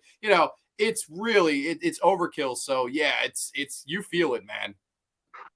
So how do you counter that? How do you counter after October? What do you usually watch rolling into November? So I always love to do a couple weeks of horror burnout after October because I watch horror all year round. So first couple of weeks in November, I like to just do other movies. And this week on my show, I'm going to be doing the top 10 coming of age films, in my opinion. So I definitely was looking forward to doing that and just watching some awesome coming of age films that I wanted to kind of shed some light on. And then sometimes I'll do actor spotlights. So I'll look to an actor and I'll say, hey, what's my top 10 from this actor? I've done Robin Williams. I've done Kurt Russell. I think we did John Candy, that was a really fun one. I did a poll and John Candy won the poll. I was so excited to do a top 10 John Candy. It's an actor that doesn't get enough love. So yeah, and this one this week, 2 weeks from now, we're going to be doing Jim Carrey. So top 10 Jim Oh, Carrey. really? Yeah, All right. That'll be a lot of fun. sure. Yeah, and I don't know. I just tried to explore other genres or other actors, and as long as I always try to do something different every week. Like even if it's horror, I want to do one week. I want to do Spanish horror. Next week, I want to do Japanese horror. The following week, American. I just want to switch it up as much as I can. This way, it doesn't become stale. And this is a perfect way to, okay, we've done 10 straight months of horror. Let's do a couple weeks of something not horror. And to Right. me, it's usually gets pretty good viewings, and people seem to like the change of pace. So that's what I Do do. you think I mean, does it help with your creativity? When in November, does it help you with your creativity to step away from horror and to do something like that, something less like Yeah, I yeah. think it number one, it opens up people to see, hey, this guy doesn't just talk about horror movies. He knows any kind of genre movie in general. And I think it's definitely more popular to talk about a Stand By Me as opposed to a Living Dead Girl or fucking Living Dead at Manchester Morgue. So it's more known, so it's more established, and more people will come. So that right then and there, I think people feel more kind of like, oh, cool, I've seen this coming. I wonder if he'll mention that one. I'll tune in. That kind of sense of, oh, awesome. I might know this one, that one. I hope he mentions that one. So it's kind of that dynamic for me, but I like it. I like doing horror burnout. I should do it more, to be honest. Yeah, I'm with you. I found myself. It was sort of funny. Hey, Mark, aloha. Aloha. Uh, I always want to say book him, Dano. Every single time he comes in and says aloha, the first thing I want to say is book him, Dano. Um, but yeah, I'm with you. I feel like it was funny when you mentioned that you were doing you were doing the coming of age movies, and I'm going like, for me, I got sort of burnt out myself a little bit, and so I did two movies that would be considered non-horror. And then I'm like, okay, because I'm getting a little bit, I'm feeling a little overwhelmed by all the horror, and it's like, let's do that. And then all of a sudden, I find this one movie I get, and I'm sitting there going like watching it, and I'm like, oh, this is badass. I got to talk about this movie. And next thing you know, there I am up there, putting up The Breed, and then I get invited to do a watch along for Halloween '78, and here I'm going like, all right, let's do it, just like, but I'm with you. I'm with you for November. I definitely want to take a step back. Even though your name is Grande's Graveyard, do you see yourself as 100% horror channel, or do you see yourself more as a film channel? Wow, that's a good question. I don't know if I ever really thought about that. I honestly, I don't even look at it as that. I look at it honestly as like my therapy. It's just my way to creatively come on here, talk about the thing I love, which is horror, right? That's the main thing I love. But I can talk about other things too. I think I'm pretty well rounded. Like Sean knows I love sports. And there are other people that know that I have some different interests and hobbies and stuff like that. And it's nice to kind of interact with people. I guess I would consider myself more of a horror channel than just a overall film channel. But that doesn't mean I won't branch out. I think it's nice to be as well rounded as possible. But I would say the main thing that draws people in is my love for horror movies and talking about that with people who mutually love them. So I would say, long story short, I would say I am a horror channel, but I definitely think with some branches of other things, and I try to give as much personality to it as I can. That's the one thing you and I both have in common, and Sean too. Though I never really knew until till last year. I didn't really know how huge of a sports nut that Sean was. But you and I, we do love sports, and while you do yeah, that's right. Stand up there and show off that badass jersey you got on. Sure. Take I a don't know look. how we're gonna upturn, I guess. Look at that, Terry Bradshaw. Now I have to give Tom Brady his props. He's but he's operating underneath far more different rules than Terry Bradshaw went under. I don't think Tom Brady does what he does underneath the NFL when they're playing underneath the rules that Bradshaw did. No, and he would never, if he took a quarter of the hits, I don't think he'd be playing, man. Nope. Terry Bradshaw took some vicious hits. Yep, that was back then where you were allowed to touch the quarterback without getting a 15-yard flag. Yeah, and a fine. Same thing with the receivers. You could Yep. clothesline, like you could see, guys like Johnny Stallworth, Lynn Swan, Rocky Blyer, they would take shots, man. Especially Swan. I've seen Swan get knocked out a few times on the field Yeah. in some old footage. It's scary. The Yeah. Raiders especially, Oh, they I will hit fucking you hated the Raiders hard. so bad. During the 70s, there was no team I hated worse than the Raiders. Oh, Man, for sure. oh. Uh, Steelers fans who don't live in PA and meanwhile loving other teams. Well, yeah, but I've been a Steeler fan since like '72. So I've been a Steeler fan longer than you've been born. And I'll Um, I'll say this brief. The reason I'm a Steelers fan, because I show you he sees he doesn't understand. That PA house right by Pittsburgh, and my first ever exposure to football, my uncle took me to a preseason game where a guy by the name of Jerome Bettis ran for a couple touchdowns, and that's how I fell in love with the Steelers. So don't think it's a front runner situation. Please understand, it was my first exposure to the whole thing. And the Steelers hadn't won in a very long time when I first started oh, watching the Steelers. So it Steelers wasn't. had really, yeah, no, the Steelers even Bradshaw's first year they weren't very good. And then they did get good, and they've been consistently good. But there's been some dry years. There's been some dry years. Of course, not as dry as the Eagles. So Ah. This year the Eagles just killed us, so I don't know. yeah, I know, but you know what they say? Every once in a while, a squirrel will find an acorn, and yesterday they found the acorn. That's all. Uh, uh, Fair enough. but I wish the NFL would actually pair up the Eagles and the Steelers. I think they should encourage rivalries like that. They got the extra game, so why not make it a interstate rivalry? Make that happen every year. I I love that. would They love don't do that with the Jets or the Giants either. They don't do that with no, or I don't get but why they not. but they should. Yeah, they should. I love rivalry games. I would love to play I would love them to have to play the Eagles every year. Shit, I remember the Eagles. Eagles. Ron Jaworski was playing quarterback. They had Roman Gabriel's quarterback there for a while for them. They had Harold Carmichael, Bill Berge playing middle linebacker number 66. He was a badass linebacker. Not as good as Ham and Lambert, but he was in the same boat. I got a Lambert one too. I got a Lambert jersey. It's really nice. Nice, nice. Now, baseball. I'm trying to get you to become a Major League Baseball fan by getting out of the Mets, but you still like the Mets, though, right? Of course, for life. Diehard Mets fan for life. Uh, yeah. Now, it's funny. Like we get vested in our horror films and our actors and whatnot. Did you find yourself transferring that over to your sports personalities, like the people you root for? You hope for the best. You're disappointed when they mess up. Um, do you hate ESPN as much as I do?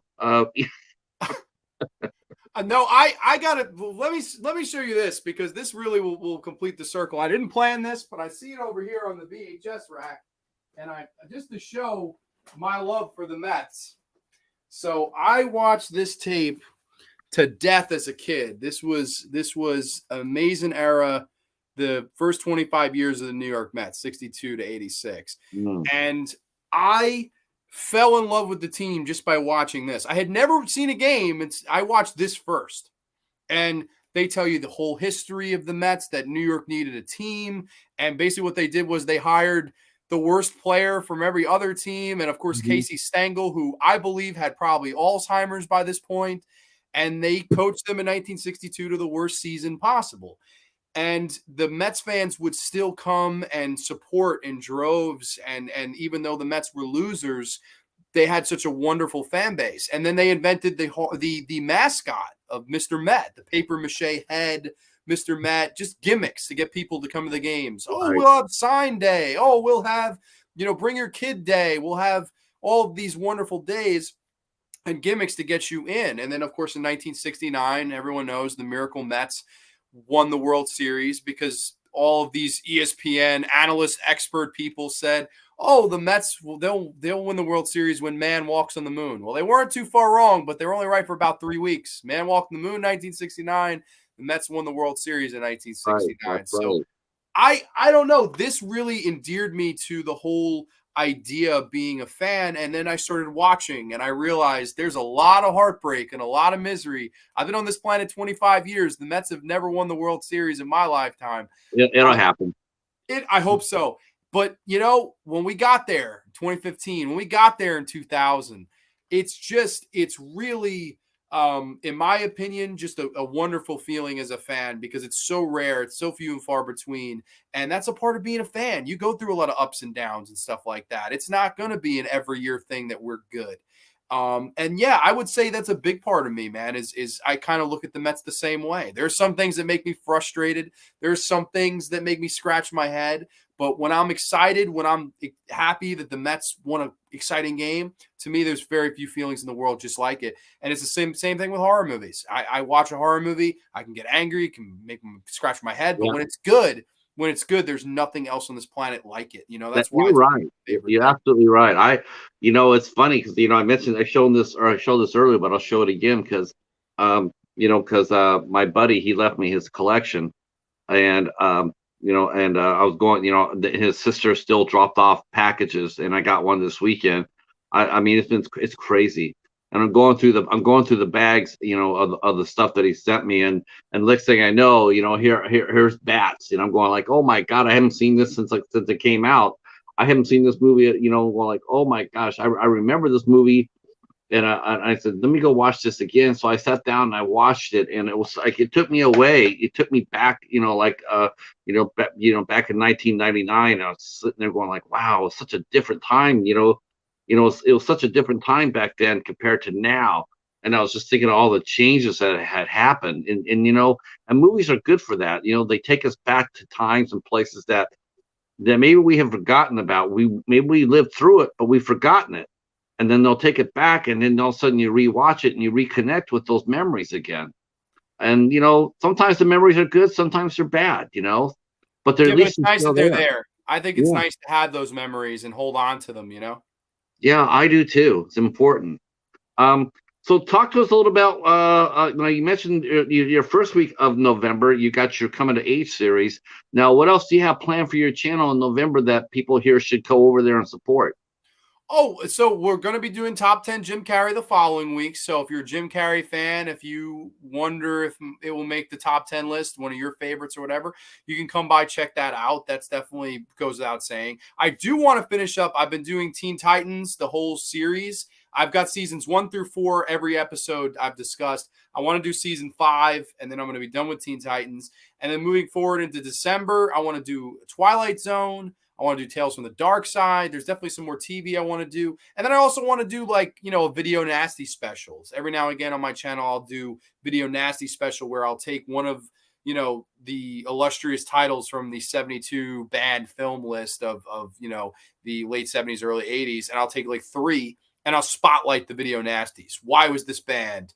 Who directed it? What is so offensive about it that it could have been banned? And then I'll go ahead and I'll review the film. So I really like doing those. And I also love having guests on. I love hearing other opinions on my show. I've had so many wonderful, colorful people on my show that just have so much fun insights and stories and things like that. And I got to say, just on a side note, I'd love to have you come on.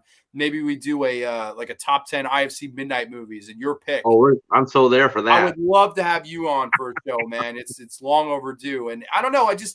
It's really something that I just try every week to do something different, and that's basically where I'm at with it. It's something I like to do, and I also have T-shirts coming, so I'm excited about that. Oh, awesome! Now I'm going to ask you a question to put you on the spot a little bit, and I'm taking myself out of it, so you can't name me.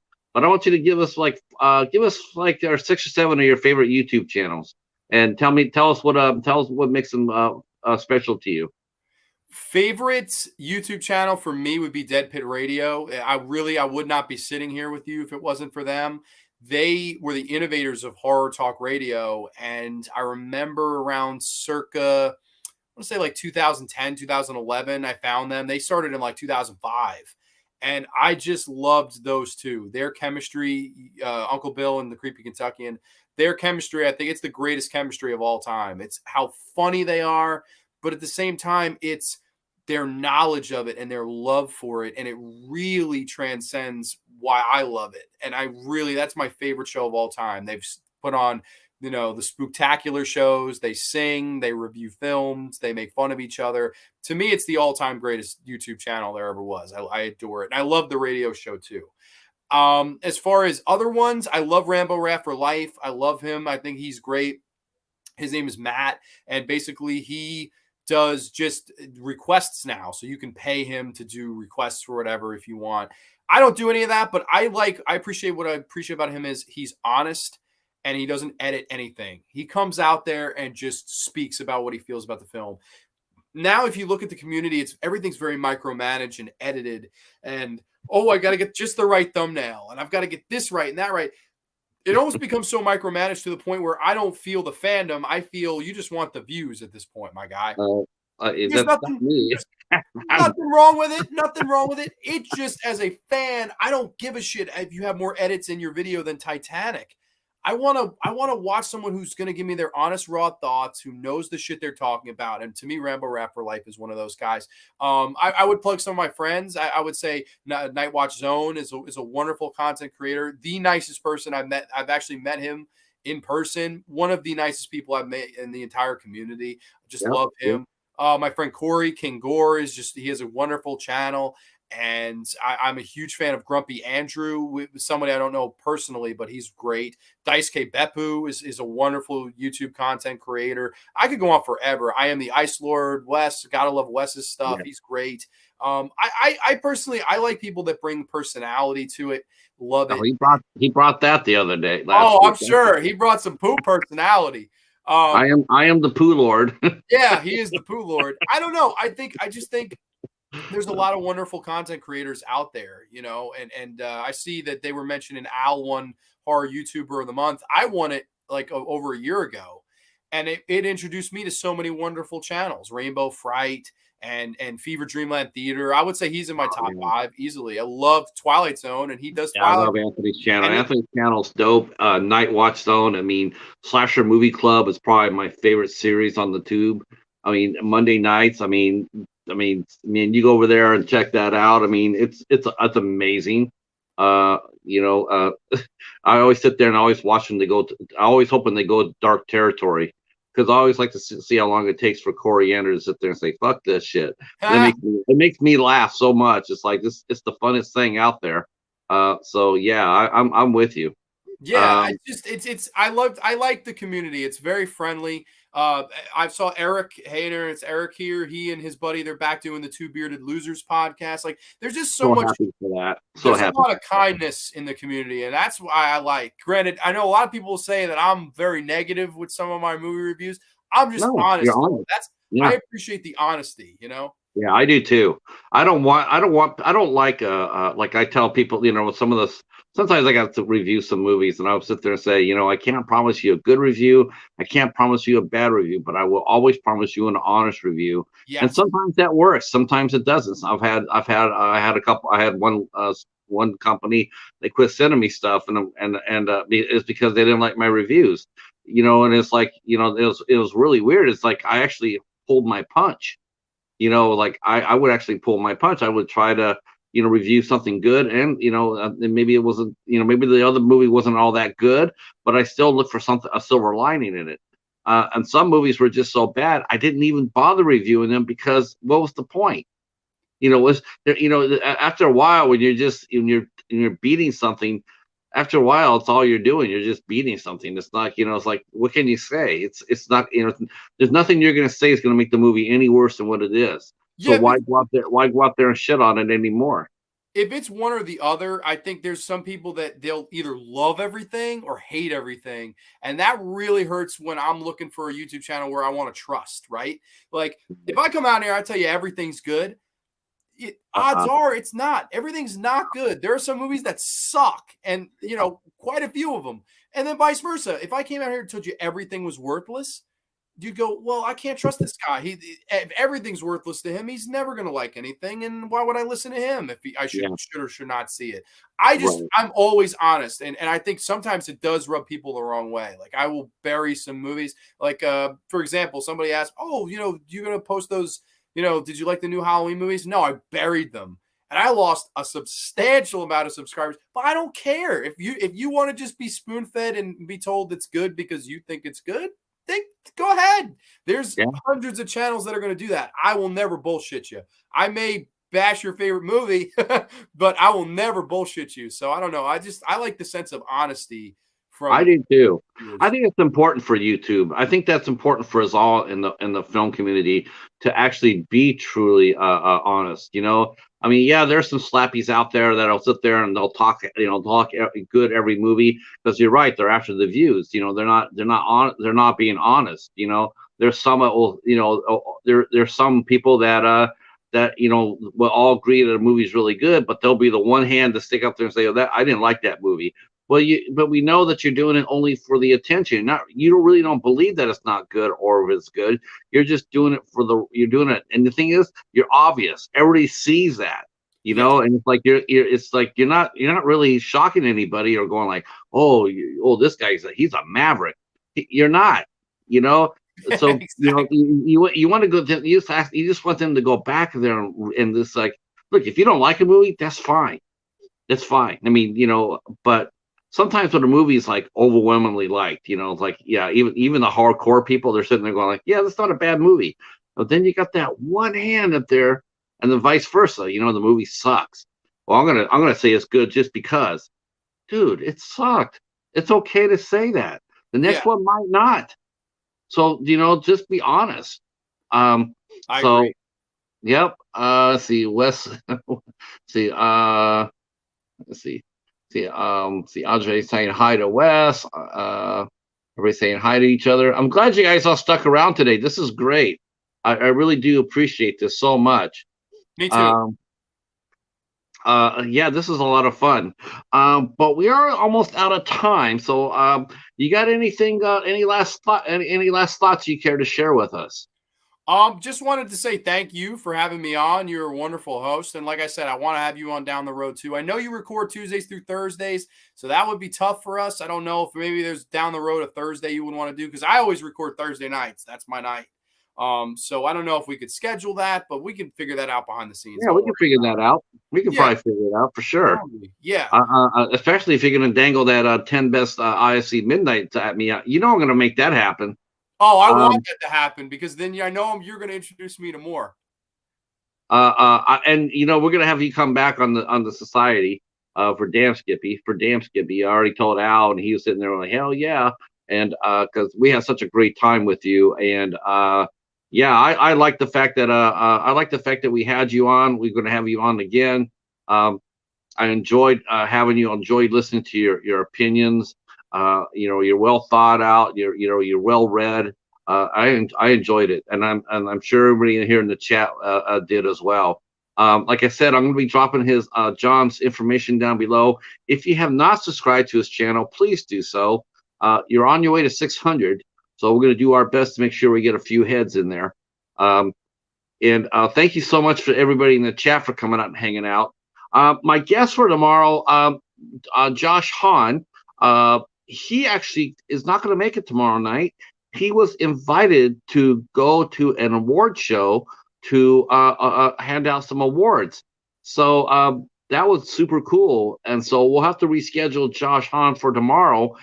I don't know what I'm doing tomorrow. I'm working on something. I might be tapping up a fellow knight, a fellow ISC knight. They might be coming over to help rescue me tomorrow. So I will be on tomorrow night at 8 o'clock. I just don't know who with. And then Thursday at 8 o'clock, we'll be having the lovely Christy Adams from Nightmare Toys. And she'll be coming back to visit us on Thursday at 8 o'clock. Have you met Christy? I have not. Oh, she's amazing. She's so cool. She's definitely one of my favorite people. She's one of the co-owners of Nightmare Toys in Las Vegas, and she is whip smart. A small business owner, whip smart. She's got a really entertaining Instagram channel. For some reason, Instagram seems to always be picking on her, and I don't understand why. But she'll be here on Thursday. We'll be talking about what's been going on in Nightmare Toys. There's been a lot of development at the store since we last had Christy on. So we'll be catching up with her, and then we'll be talking all things Black Friday. We'll be talking all things Black Friday and what Nightmare Toys is going to be doing for the holidays, and that will be happening on Thursday. And Sunday, I don't know what's going to happen Sunday. I heard the bat mention something about a Gila monster, but I don't know really what's going on. All I know is that we're going back to Al LaCar's channel on Sunday. I don't know what's 100% what's going on, so you'll have to follow us over there for the Midnight Society. Hopefully you guys can all follow us over there for that. And to the chat, from my heart, thank you so much. You make me feel great. This has been an awesome show. Thank you so much for coming out and supporting us. And John, thank you so much. Hey, thank you, man. You're the man. Thank you so much, Pat. Hang out right where you're at, and everybody else, thank you. And we will talk to you tomorrow night. Peace.